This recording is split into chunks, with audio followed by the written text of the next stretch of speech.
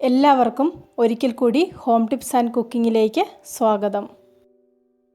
ഇന്നിവിടെ ചെയ്യുന്നത് വളരെ എളുപ്പത്തിൽ ചെയ്യാൻ പറ്റുന്ന ഒരു ഈസി സ്നാക്കാണ്. വളരെ കുറഞ്ഞ ഇൻഗ്രീഡിയൻസ് കൊണ്ട് ഇതുണ്ടാക്കിയെടുക്കാം. വളരെ കുറച്ച് സമയം മാത്രമേ ഇതുണ്ടാക്കിയെടുക്കാൻ ആവശ്യമുള്ളൂ. ഉണ്ടാക്കി വരുമ്പോൾ ഇത് നല്ല ക്രിസ്പി ആയിട്ടും ടേസ്റ്റി ആയിട്ടും വരും. ഇതിനി ഉണ്ടാക്കുന്നത് എങ്ങനെയാണെന്ന് നോക്കാം. ഒരു പാത്രത്തിലേക്ക് 1.5 കപ്പ് മൈദ ഇട്ട് കൊടുക്കുന്നുണ്ട്. ഇതിലേക്ക് 2 മുട്ട പൊട്ടിച്ച് ചേർക്കുന്നുണ്ട്. 3 എണ്ണം വേണമെങ്കിലും ഉപയോഗിക്കാം. ഞാനിവിടെ 2 എണ്ണം മാത്രമേ ഉപയോഗിക്കുന്നുള്ളൂ. അടുത്തതായി ഇതിലേക്ക് 1 നുള്ളു ഉപ്പും 1-2 ഏലക്ക പൊടിച്ചതും കൂടെ ചേർത്ത് കൊടുക്കാം. ഇതിനി നന്നായിട്ടൊന്ന് മിക്സ് ചെയ്തെടുക്കാം. ഇതിലേക്ക് ഒരു 1/2 കപ്പ് പഞ്ചസാര കൂടെ ചേർത്ത് കൊടുക്കുന്നുണ്ട്. പഞ്ചസാര ഓരോരുത്തരുടെയും ഇഷ്ടത്തിനനുസരിച്ച് ചേർത്ത് കൊടുക്കാം. നല്ല മധുരം വേണ്ടവർക്ക് കുറച്ചും കൂടെ ചേർത്ത് കൊടുക്കാം. പഞ്ചസാരയും കൂടെ മിക്സ് ചെയ്ത് കൊടുത്തതിന് ശേഷം ഇതിലേക്ക് ആവശ്യത്തിനുള്ള വെള്ളവും കൂടെ ചേർത്ത് കൊടുക്കുന്നുണ്ട്. ഏകദേശം ഒരു 1/4 കപ്പ് വെള്ളമാണ് ഇതിലേക്ക് ചേർത്ത് കൊടുക്കുന്നത്.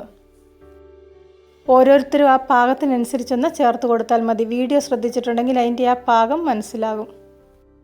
കൂട്ടിവിടെ ആവശ്യത്തിന് വെള്ളം ഒഴിച്ച് തയ്യാറാക്കിയിട്ടുണ്ട്. ഏകദേശം കേക്കിൻ്റെ ബാറ്ററിൻ്റെ ആ ഒരു കൺസിസ്റ്റൻസിയിലാണ് ഇത് ഉണ്ടാക്കിയെടുക്കുന്നത്. ഇത് ഓരോരുത്തരുടെയും ഇഷ്ടത്തിനനുസരിച്ച് ഉണ്ടാക്കിയെടുക്കാം. സ്പൂൺ കൊണ്ട് കോരി ഒഴിച്ചുണ്ടാക്കിയെടുക്കാം.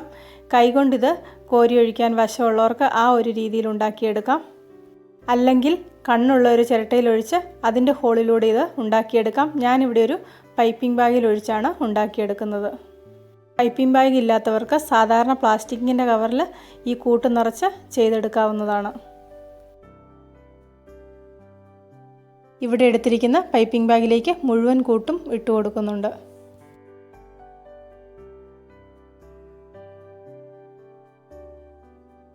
ഇനി ഇതിൻ്റെ മുകൾ ഭാഗം ഒന്നടച്ച് ഒരു റബ്ബർ ബാൻഡ് ഇട്ട് കൊടുക്കുന്നുണ്ട്. നല്ല മുറുക്കി വേണം റബ്ബർ ബാൻഡ് ഇട്ട് കൊടുക്കാൻ. റബ്ബർ ബാൻഡ് ഇട്ട് മുറുക്കിയതിന് ശേഷം ഇതിൻ്റെ അറ്റം ഒന്ന് മുറിച്ച് കൊടുക്കണം. നമുക്ക് ഇഷ്ടമുള്ള വലുപ്പത്തിന് മുറിച്ച് കൊടുക്കാം. ഒരുപാട് വലുപ്പം കൂടാതിരിക്കാൻ വേണ്ടി പ്രത്യേകം ശ്രദ്ധിക്കണം. ഒരു ചീനച്ചട്ടിയിലേക്ക് കുറച്ച് എണ്ണ ഒഴിച്ചു കൊടുത്തിട്ടുണ്ട്. ഇത് ചൂടായി വന്നിട്ടുണ്ട്. ഈ ചൂടായ എണ്ണയിലേക്ക് കൂട്ട് ഇതുപോലെ ഇട്ട് കൊടുക്കാം. ഇതിന് പ്രത്യേകിച്ച് ഷേപ്പ് ഒന്നുമില്ല. ഗ്യാപ്പുള്ള സ്ഥലത്തൊക്കെ കുറേശ്ശെയായിട്ടൊന്ന് ഒഴിച്ചു കൊടുക്കാം. ഇടയ്ക്കൊന്ന് തിരിച്ചു മറിച്ചു ഇട്ട് കൊടുക്കണം. അധികം കട്ടിയില്ലാത്തതുകൊണ്ട് ഇത് വളരെ പെട്ടെന്ന് റെഡിയായിട്ട് കിട്ടും. മീഡിയം ഫ്ലെയിമിൽ വേണം തീ ഇട്ട് കൊടുക്കാൻ. ഈസി ആയിട്ടുള്ള ഈ സ്നാക്ക് ഇവിടെ റെഡിയായി വന്നിട്ടുണ്ട്. ഇതിനി ഓരോ പ്രാവശ്യമായിട്ട് ഇതുപോലെ ഇട്ട് കൊടുത്ത് വറുത്തെടുക്കാം.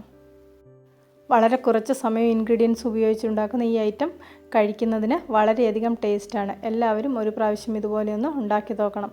നിങ്ങൾക്കിതിൻ്റെ ടേസ്റ്റ് നന്നായിട്ട് ഇഷ്ടപ്പെടും. ഇന്നത്തെ ഈ റെസിപ്പി ഇഷ്ടപ്പെട്ടെങ്കിൽ ലൈക്ക് ചെയ്യണം, നിങ്ങളുടെ അഭിപ്രായങ്ങൾ അറിയിക്കണം, ഷെയർ ചെയ്യണം. കൂട്ടത്തിൽ ചാനൽ സബ്സ്ക്രൈബ് ചെയ്യാനും മറക്കണ്ട. സബ്സ്ക്രൈബ് ബട്ടൺ ക്ലിക്ക് ചെയ്യുമ്പോൾ റൈറ്റ് സൈഡിലായിട്ട് ഒരു ബെല്ലൈക്കൺ വരും.